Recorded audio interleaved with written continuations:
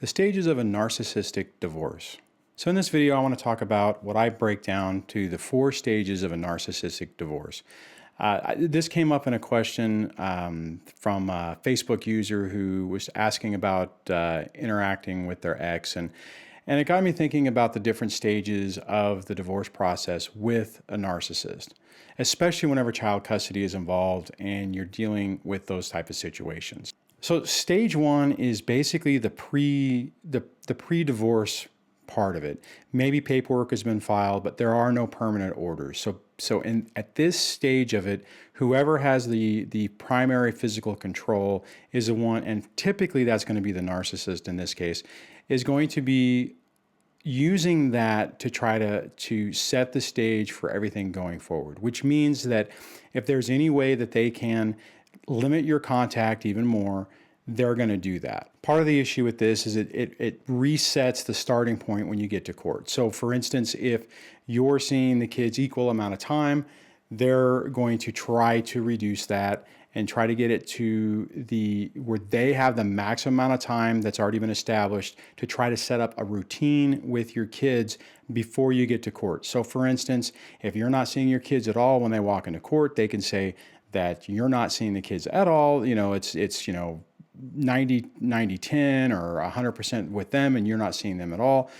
And they're going to try to say, well, the kids need, this is what the kids are used to, so any change to it is going to be detrimental to them. That will be their tactic. Now, at this stage, at stage 1, you can pretty much guarantee that they will fight you on anything. If you want to try to see your kids or you want to try to work anything out, more than likely they will fight you on it. They won't agree with anything. And most of those communications are going to be either direct, indirect, and highly contentious. So you have to be really careful in this situation, because every time you get backed into a corner and you react negatively, they can actually use that against you to try to even further validate their concern about your interaction with the kids and your mental state. This was actually something I went through at the beginning stages. We had basically an 80-20 type of arrangement that wasn't written down. For a few weeks, we had done a thing where I had dinner visits every Tuesday and Thursday. We did that for, like I said, I think 3 weeks before she really got an attorney involved. And then it turned into, it was killing the kids to be with me, and she decided unilaterally that I couldn't see the kids for dinner visits anymore because it wasn't good for the kids, and she has decided in the best interest of the kids, that's the case. Now, the problem in that scenario is she had basically physical control of the kids. Although I had a place to live, what was I going to do? Was I just not going to bring them back or whatever? I mean, yes, I could have done that. That could have been a tactic I could have used, but then that you can already tell how that's going to escalate. It's going to escalate with cops being called and all other kind of drama ensue, and putting your kids through that, which isn't necessarily the best course of action. Now, during this stage 1, what you have to realize is just because they say something and they do something doesn't necessarily mean it's going to be true or that's what's the final order is going to be.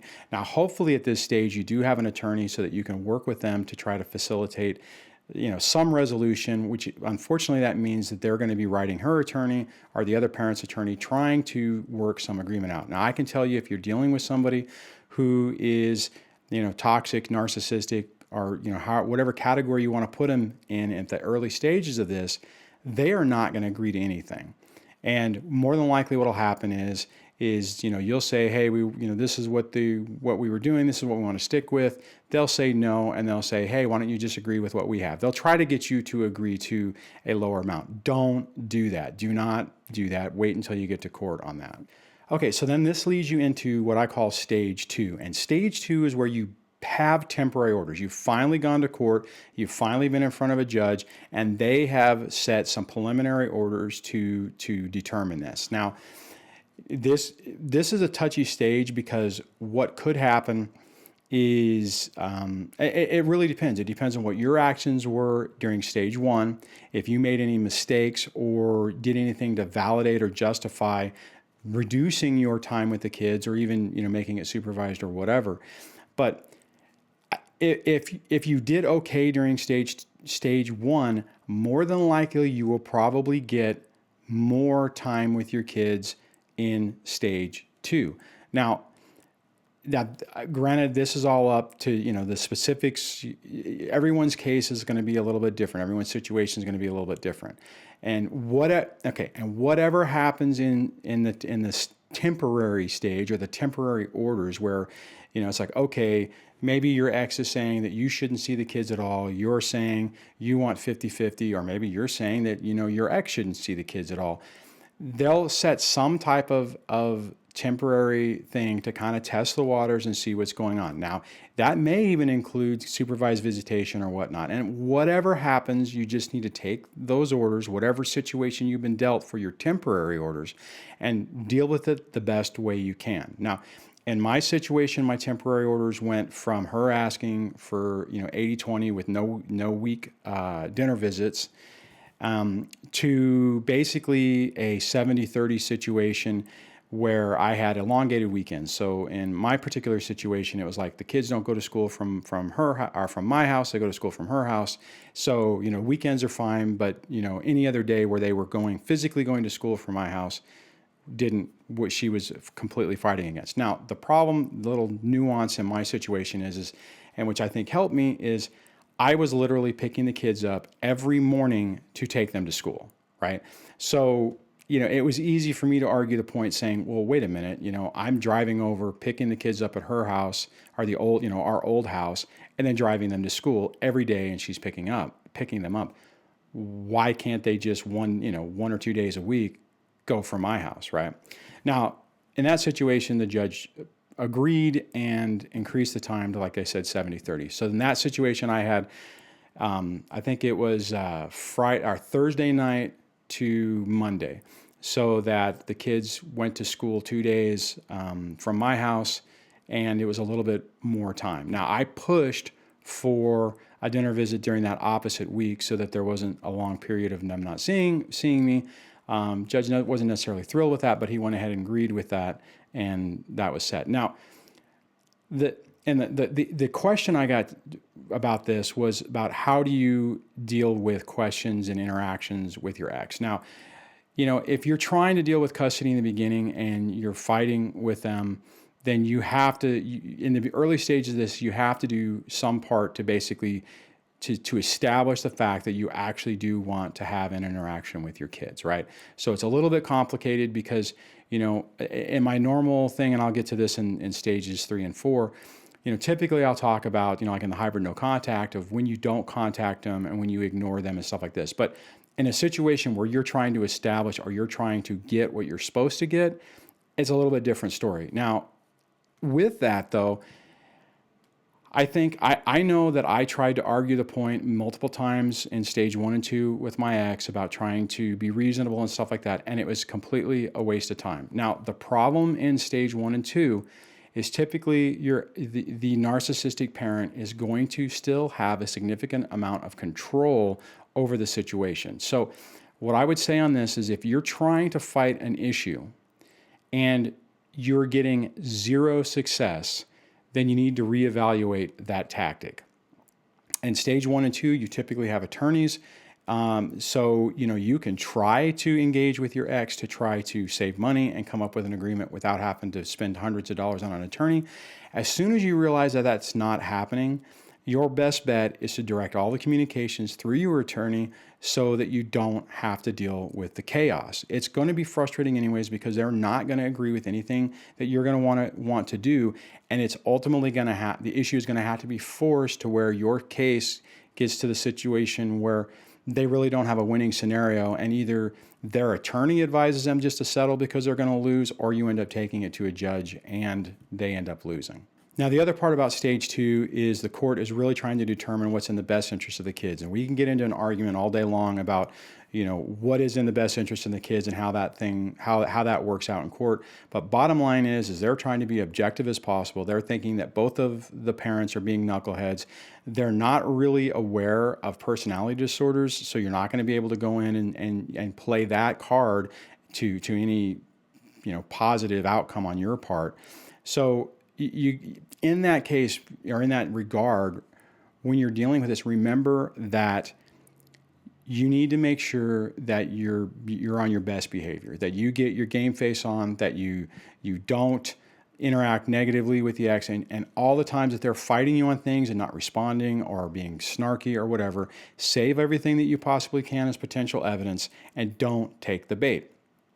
The last thing you need to do is do something to where you validate or justify that you have anger management issues or emotional issues or some type of concern that would justify limiting your time with your children. Okay, stage 3 and 4 are basically similar, but I'm going to go through them separately. So stage 3 is when you do have permanent orders. It's been resolved. Whatever, you're basically, your divorce is final or pretty damn close to being final, and you have not temporary orders anymore, but you have some order. Now, hopefully, if you in stage 1 or 2, if everything went relatively well, you're probably going to enter stage 3 with 50-50 custody. Now, if you're on the flip side of it and you had the majority of the time and your ex is the narcissist and they were able to hold it together, especially if they're a covert, that's typically they can pull that off. If they're overt, they probably made mistakes, which in stage 1 and 2, which should leave the situation with an 80-20 or something in your favor. Now, if not, you're going to probably be stuck in a 50-50 situation. Now, initially, you're going to think that, whoa, thank God it's over. Things are going to get better. The problem is, more than likely, your ex is going to be significantly irritated that they lost, that you basically won in this regard by getting more time with the kids. And you can guarantee yourself that they're going to fight you on everything, okay? The co-parenting is going to be non-existent. It's going to be parallel parenting or counter-parenting. And here's the problem with phase 3. Phase 3, you have the permanent orders and you're still in that fight mode where you want to fight everything that the ex is saying. And anytime they're saying anything wrong, anytime they're lying about you, anytime they're putting out false information, you feel compelled that you have to fight every point on it. Now, typically the way this happens is you're going to get an email and there's going to be this vitriol in the email and it's going to irritate you and you're going to want to go point by point to tell the person what's wrong with what they're saying, why they're wrong, and you're going to want to fight it with evidence. Now, I get it, and sometimes stage 3 lasts. Stage 3 for me lasted like over a year, actually probably close to 2 years. So you can get trapped in stage 3. And the problem with stage 3 is you can get in the mindset and the mode that if you don't fight everything, that you're letting them get away with it, and that you're basically, by not fighting it, you are saying it's true. And I get it, right? And I get that all of us have to go through that. And it's frustrating. And it's a part of the stage, right? This is stage 3.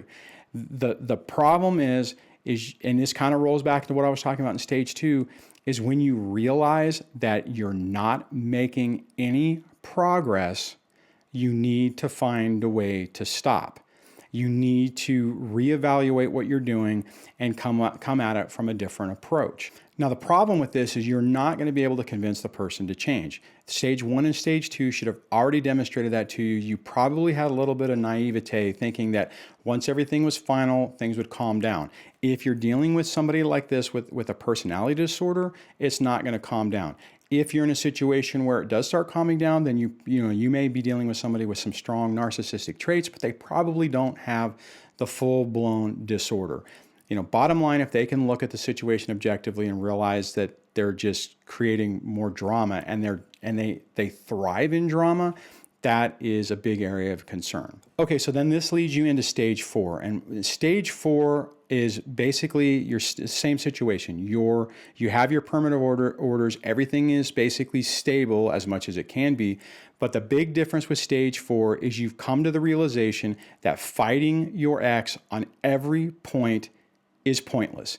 And what happens in stage 4 is when I talk about the hybrid no contact, and you really start perfecting that technique. And what happens is whenever you get those emails, you go through a process where you look at it, you may read it, it may make you initially angry, but you don't respond right then. And then you look at it and you look for specifics that actually require your response. So For instance, if your ex writes an email and says that you're non-responsive and that you don't co-parent and it's really bad for the kids and whatever, just take that in there. You look at that and yes, it might make you angry, but does it really serve you any purpose to argue the point that she's wrong or he's wrong?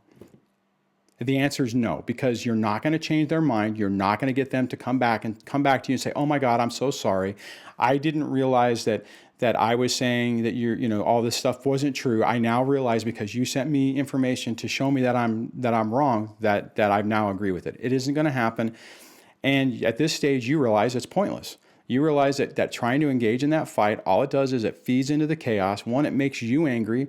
Two, it gives them something to fight on. And three, it gives them supply and it builds into the chaos of what they're trying to accomplish. So the second part of that is whenever you're looking at that email, you ignore all the snarky remarks and comments about, the little subtle, either subtle or direct attacks against you, and you ignore them because they don't mean anything.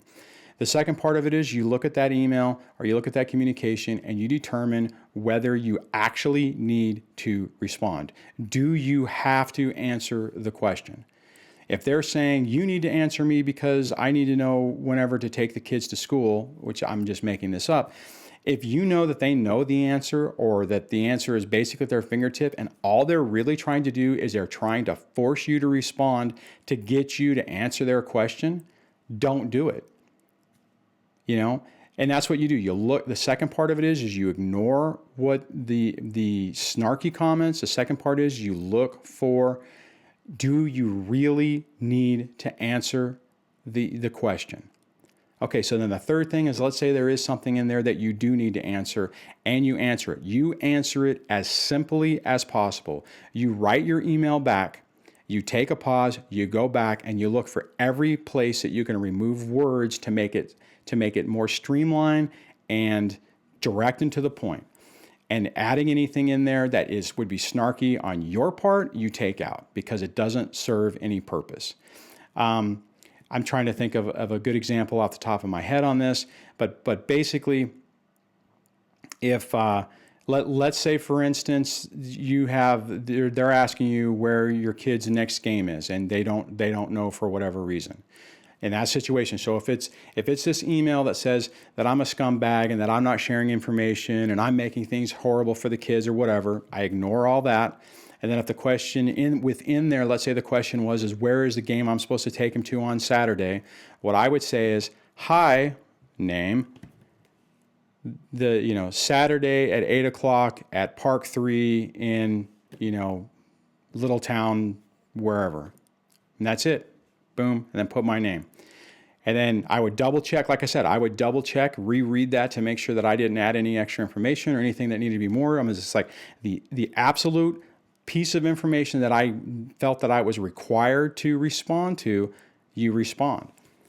Now, if you know that they know the information or you know that they have other ways to get it, then, like if they were on the mailing list and the coaches sent it out and for darn sure that information also went to the ex, then you just ignore it because they have the information and all they're trying to do is force you to respond. And you don't even respond to the email at all or the communication at all. And so you can see the difference between these stages. I mean, obviously stage 1 and 2, you're really stressed and you're really frustrated.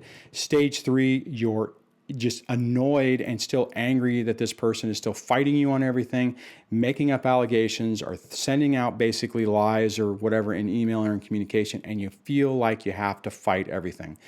Stage 4 is whenever you realize it doesn't matter.